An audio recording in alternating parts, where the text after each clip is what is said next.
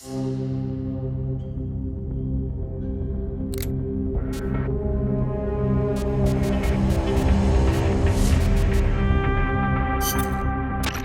mission. You're in for some heavy combat with this one. Try and make it back in one piece.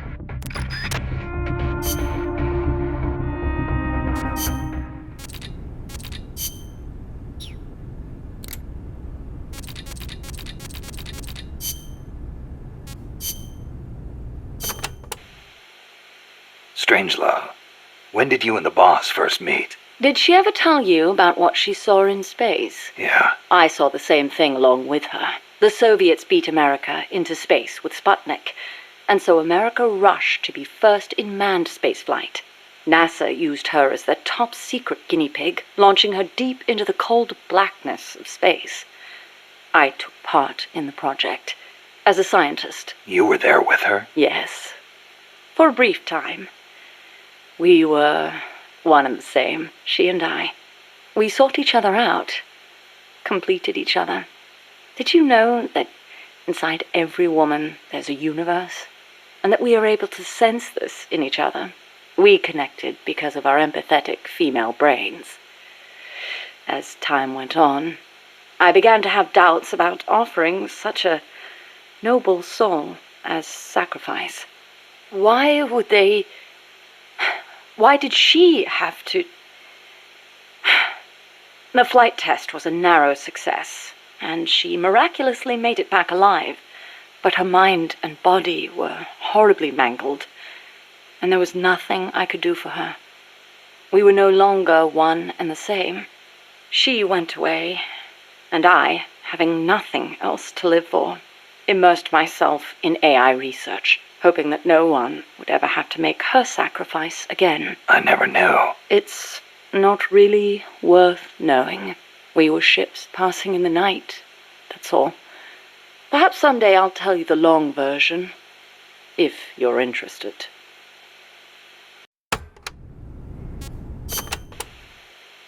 That was quite a warm welcome you gave me at the base in Costa Rica. Sorry about that. But I simply had to know. The boss's final act? Yes. By inputting her thoughts and actions into the AI, I was imbuing it with her mind. The only thing I couldn't understand was her final act. Operation Snake Eater. Official history says she betrayed her homeland and defected to the enemy and was killed by you. But it didn't make sense. The boss would be the last person on Earth to betray her country. It was logically inconsistent. It was, wasn't it? That internal inconsistency prevented the AI from activating properly. Just as Hal malfunctioned in the film. I understood the reasoning, but I had to have proof. Proof of her final act, her true intentions, one way or another. So you tried to squeeze it out of me, huh? As a matter of fact, I did. Your silence was the very answer I was looking for.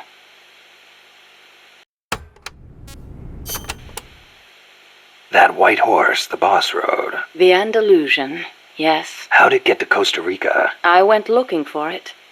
It was her final witness. Even if it couldn't speak, I found it and brought it here. Where? I thought for sure it'd be blown to ashes by those MiGs. I searched the ends of the earth for that horse, and found it at last in a horse market in Britain. Britain? Are you saying it came all the way over the Ural Mountains, through Europe, and across the English Channel? Who knows, really? Perhaps someone took it there. Wait, the thought never occurred to you that it might be a different Andalusian that only looks the same? I can't prove it. Or rather, I couldn't. What do you mean? You should know best of all. That horse wouldn't let anyone ride it. And believe me, I nearly killed myself trying. The only one it allowed on its back was you. That was the proof. Though I hate to admit it. And to think, I ran it to its death. But in that last run, it regained the glory of its youth, using the last of its strength to pursue its former master. Any horse would wish for such a fine end. What do you make of Peace Walker's final act? I recreated her thought patterns exactly. It was exactly what she would have done. The world's most empathetic mind weighed the past, the future, and the entire world, and decided not to retaliate. Merely knowing that is enough for me. So, what you're saying is, we don't need deterrence to have peace? I didn't say that. What's important is that we wish for peace. MSF needs a way to protect itself from the might of nations. Survival requires pragmatic thought and action. But you must still retain your ideals.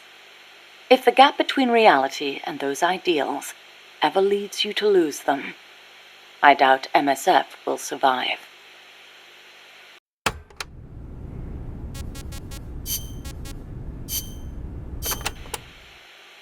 You know, that ID card I got from Huey wouldn't let me into the lab. Of course not. I deactivated it. Why? As though I'd let him into my lab. Oh, you don't seem to care for him much, even though you two are in the same field. Oh, please. For starters, I can't stand that wishy-washy attitude of his. If he's got something to say to me, he should be a man and come say it in person, not write some furtive letter. But if his card doesn't work, how's he supposed to— And another thing, the way he always demeans himself. Every other sentence begins with, I could be wrong, but... Why can't he just do what he does and be confident about it? Well, there was the thing about his dissertation being plagiarized. The real problem is he doesn't have a whit of independence in him. In Costa Rica, and even back at NASA, he was always following people around, asking if there was some way he could help.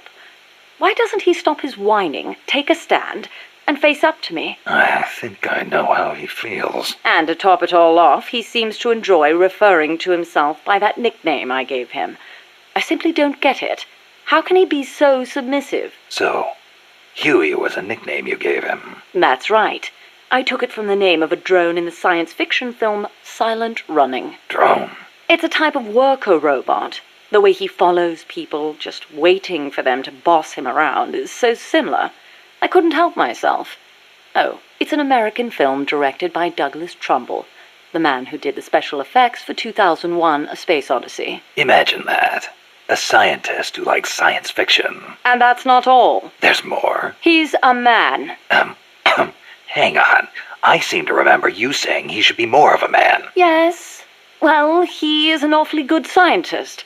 Without his reptile pod, my mammal pod wouldn't function, just as the cerebrum can't exist without the cerebellum and the brainstem. He did a fine job of designing it. I'll give him that. That sounded suspiciously like praise. It's merely an objective observation. I like people who possess the will to move forward. I have no time for those who refuse to take control of their lives. Until he does, my opinion remains the same.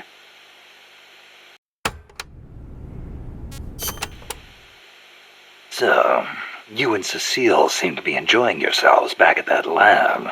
What are you insinuating? I only kept her because I didn't want our secret to be known. And the personal baths? You could have left her in there alone and locked the door from the outside. Yes, well, she seemed anxious, so I... Now, why would she be anxious? She was beautiful. I was only admiring her beauty. She was terrified. I never meant her any harm. She knew that. I know she did. But she felt like she was in enough danger to run away. No matter what I did, if Coltman found her, she would have been... You're right. The truth is, I wanted to save her. But not if it meant forestalling the completion of Mammal. So you made it easy for her to escape? Do you really think I am that soft? I'll admit security wasn't exactly tight. It wouldn't have been difficult for her to escape from the building. Seemed like she had a rougher time after she got out. At any rate, I never did anything to her to deserve any blame. Is that clear? Okay. I believe you.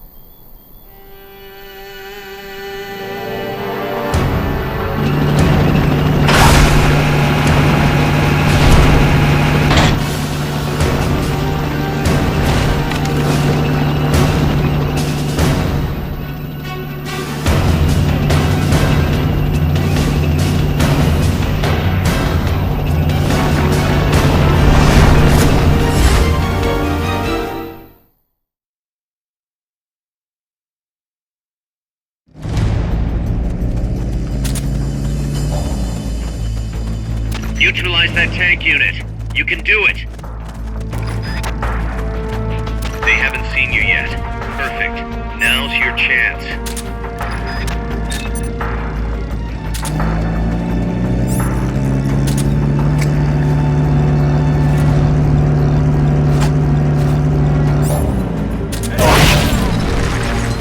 Somebody's here!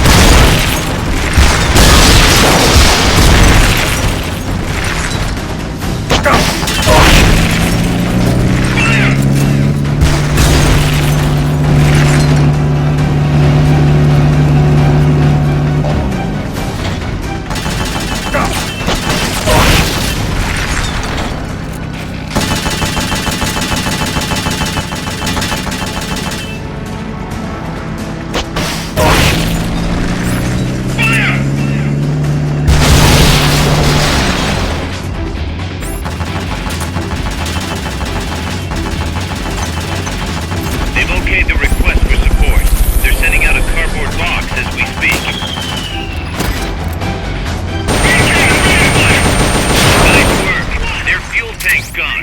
That should stop him for a while.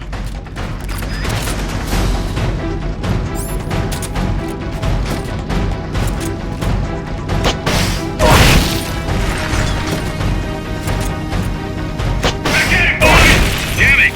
Looks like they've got a backup fuel tank.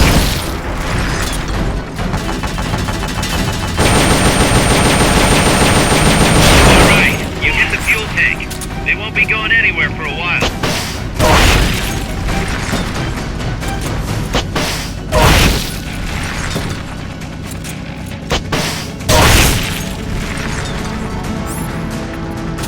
Back at it, boys! So much for that tactic.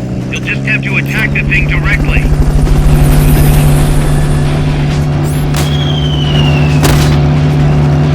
Fire!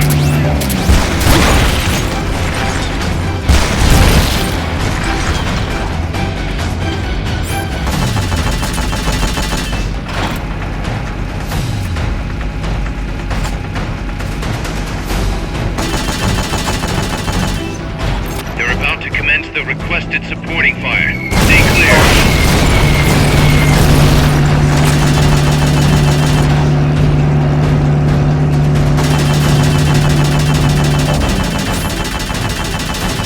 Armed and ready! This one takes a punch! Take base!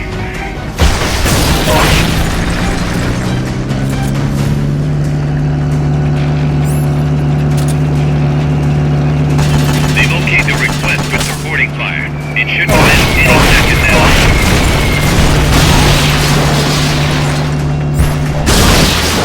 Fire!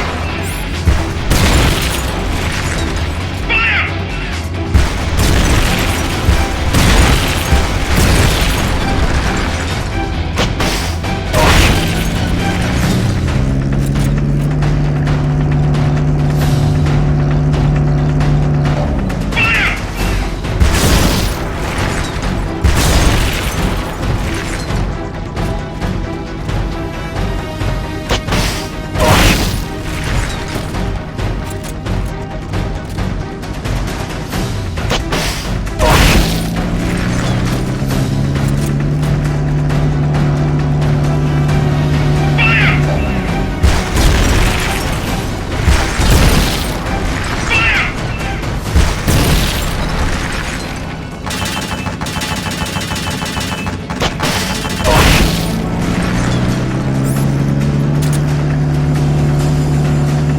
Fire!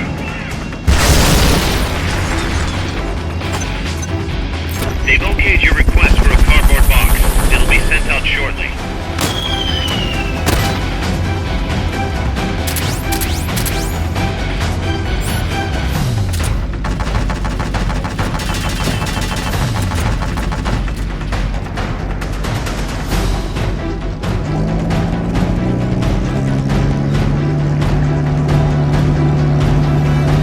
Fire!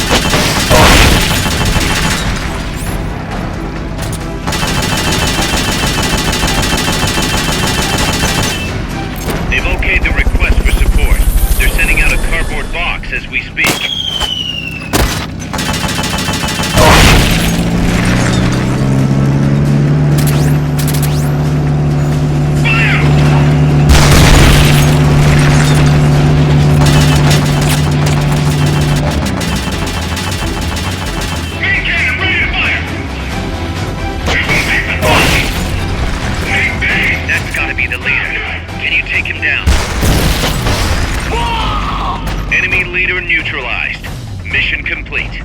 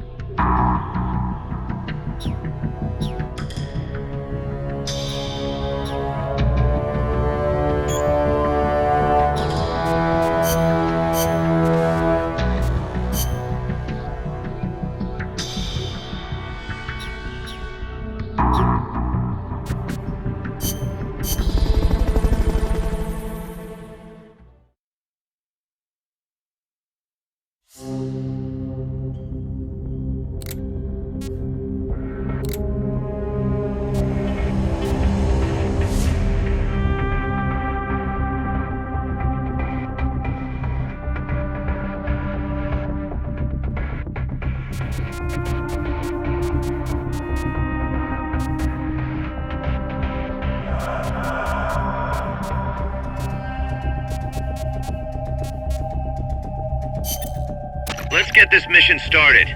Complete the mission and proceed to the Fulton recovery point so we can get you back alive and well. Good luck out there.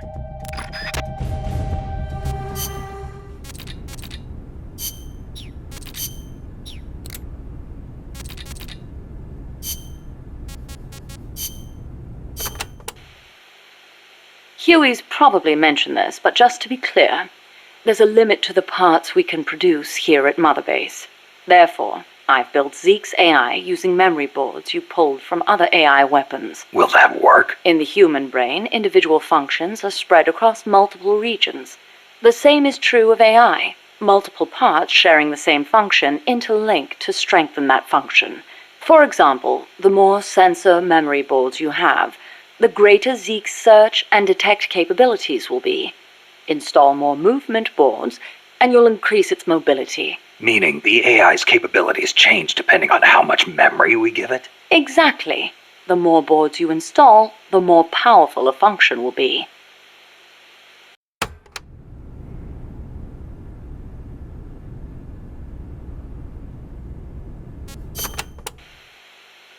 How's the Zeke AI different from Peace Walker's? Zeke's AI isn't a replica of the human thought process. It isn't programmed to make decisions about nuclear retaliation. On the other hand, it is capable of highly independent action in combat when given orders from a pilot.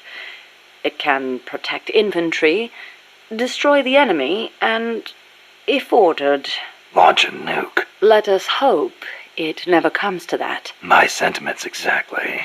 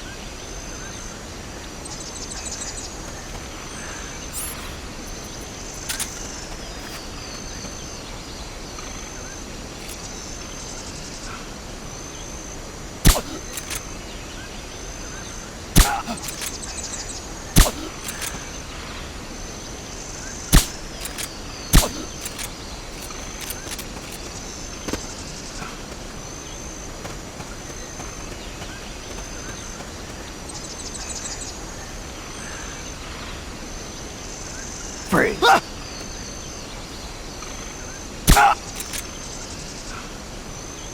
Somebody there? Nothing here.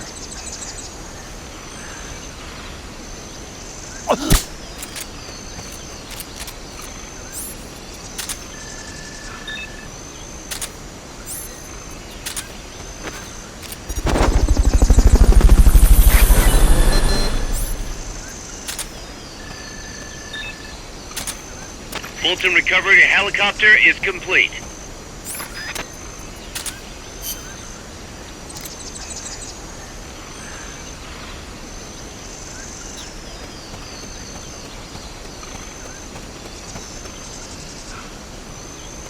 Somebody there? Nothing here.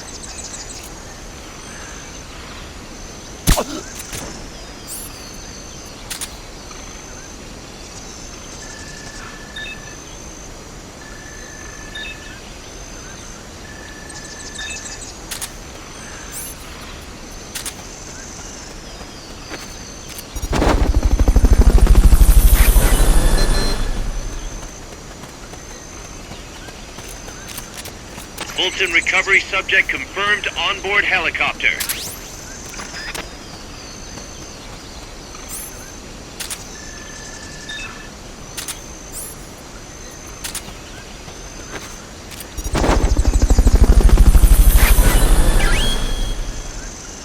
Head for the recovery zone.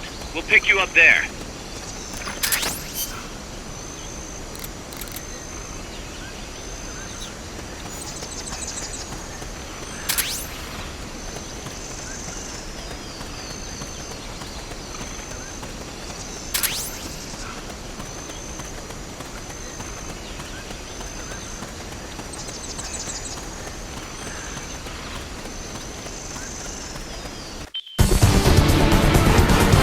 Mission complete.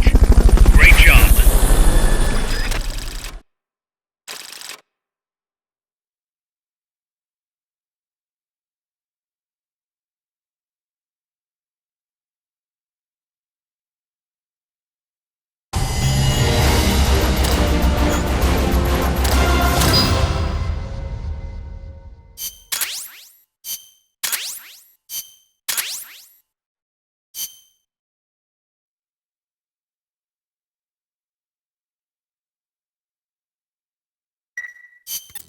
Bad news, Snake. Zadornov's on the loose. What? Again? It's funny. We took away his prosthetic and did a full body check. We even increased the guard. You think he had help? Impossible. Anyway, I'm adding a new mission. Locate and recover Zadornov.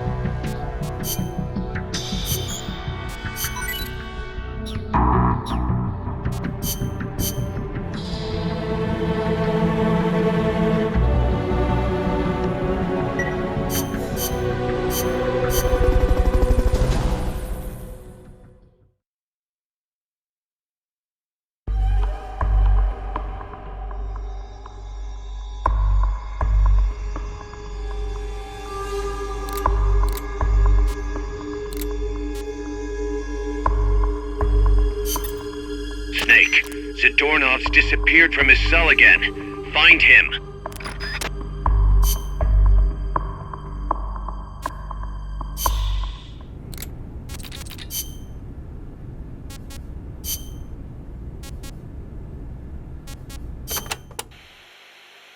Strangelove. Is that a code name? No, just a nickname. Don't tell me you don't recognize it. From Kubrick's Dr. Strangelove, or How I Learned to Stop Worrying and Love the Bomb. It's a film that came out in 1964. A dark comedy about the absurdity of nuclear deterrence. You were in a movie? No, stupid. I got my nickname because of that movie. Why? Because you look like the doctor in the movie? No, that Dr. Strangelove was a man. So? Back when I was at ARPA, I kept a photo of the boss on my desk. I was totally engrossed in my research and showed no interest in the opposite sex. Plus, I had a photo of a woman on my desk. The fools around me turned it into a cruel taunt, calling me Strangelove. Even for a bunch of shut-ins who never went out to the cinema, that title seemed to ring true with them. Anyhow, in their eyes, homosexuality was something strange.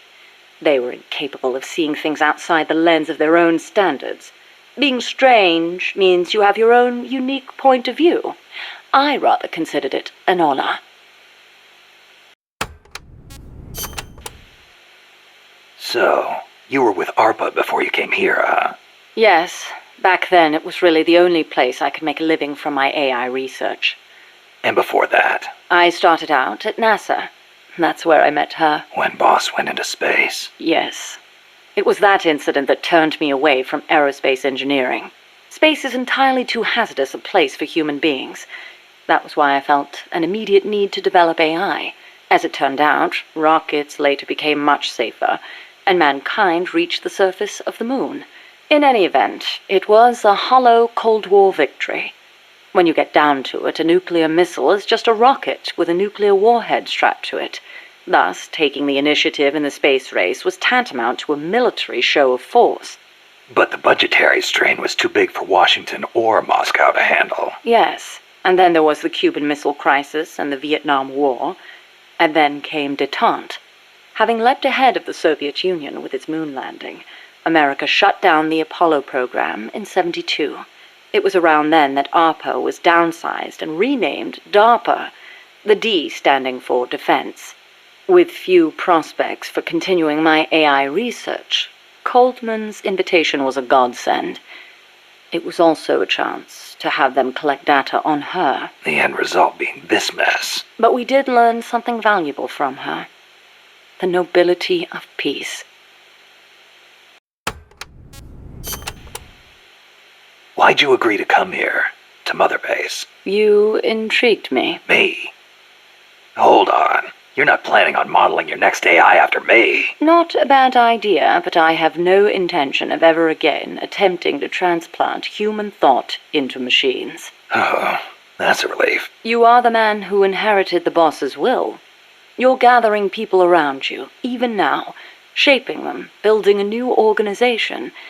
I'd like to see how it turns out. You're not planning to go back to AI research? I never said such a thing.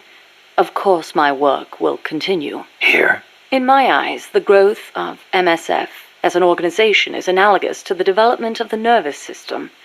The way you become intertwined, stimulate each other, branch out in new directions. It's really quite inspirational. Interesting way to put it. Of course, I intend to repay you for your hospitality.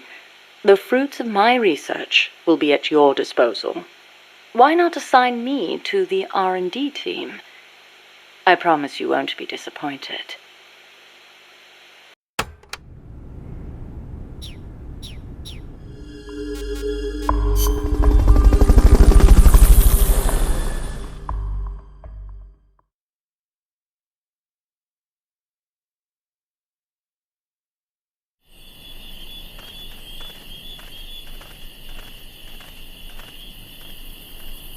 Find Zadornov and bring him back here with Fulton Recovery.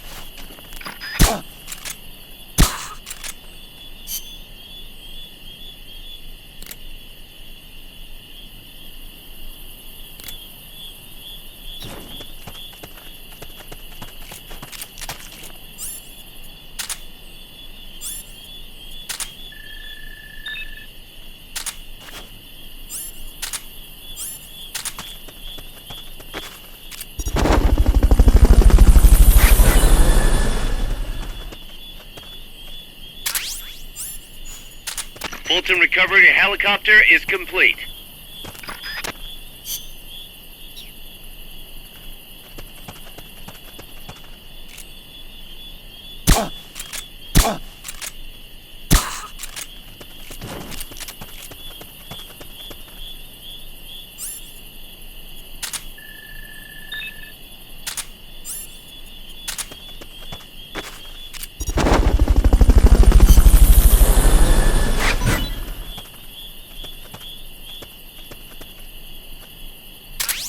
Fulton recovery subject confirmed onboard helicopter.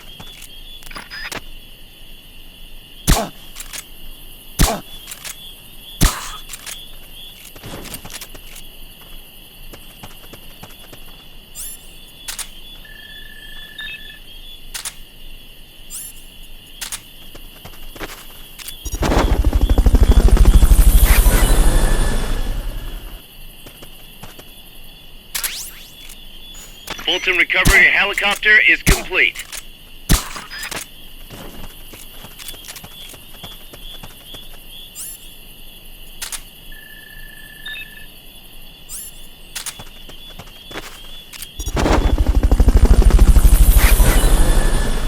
Search every inch of that area.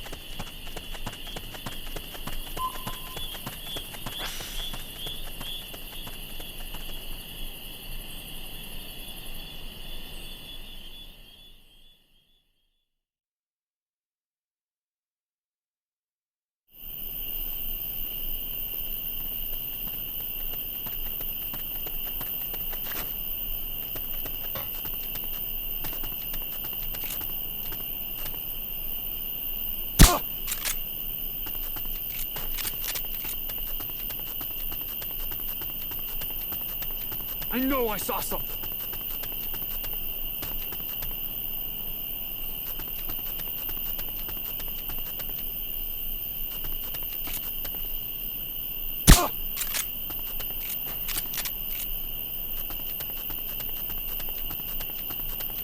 I know I saw something.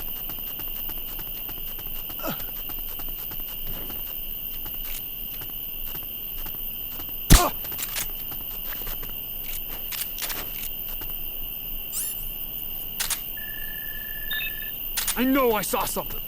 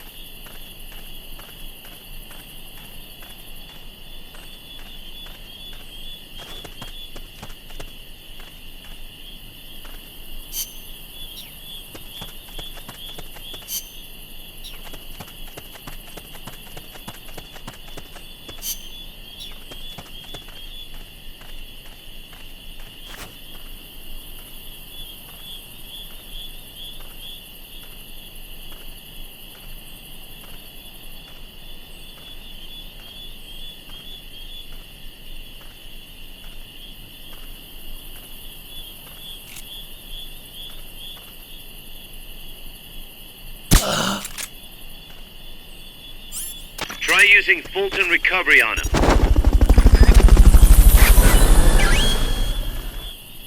Okay, you're done with that area. Head for the goal. Fulton recovery subject confirmed onboard helicopter. I knew you could do it. Piece of cake, right?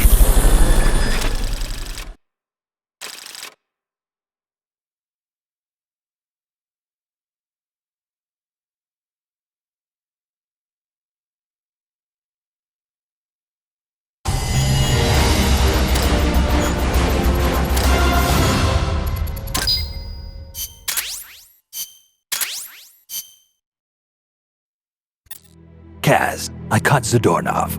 Impossible. I thought I'd made it.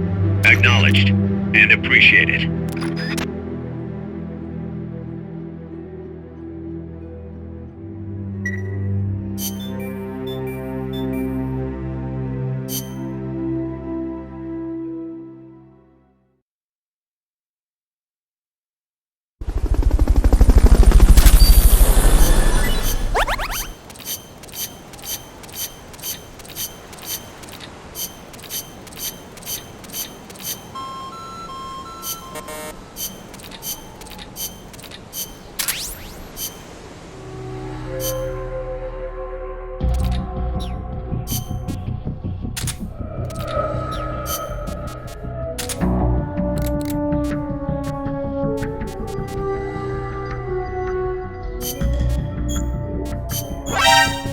You're fired.